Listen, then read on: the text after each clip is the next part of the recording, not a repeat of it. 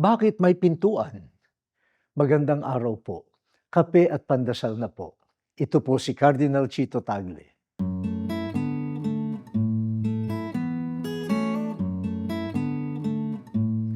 Para saan ang pintuan?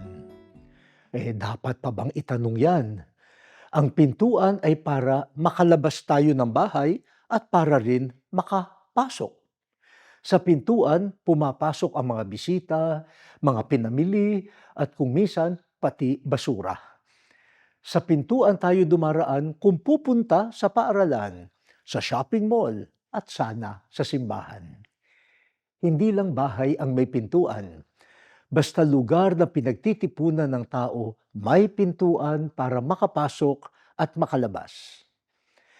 Para madaanan ng pintuan, dapat bukas ito.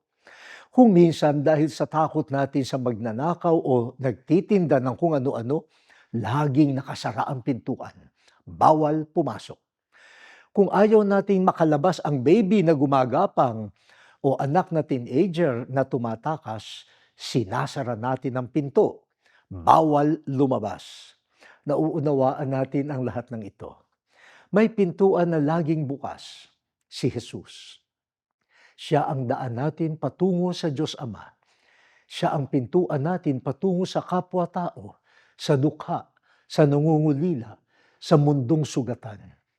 Si Jesus ang pintuang hindi nakasara upang makapasok tayo sa puso ng Diyos at makalabas tayo sa mundo dala ang pag-ibig ng Diyos. O Diyos, salamat kay Jesus na aming pintuan patungo sa iyo at sa kapwa. Tulad niya, maging daan kami ng iyong biyaya at presensya. Amen.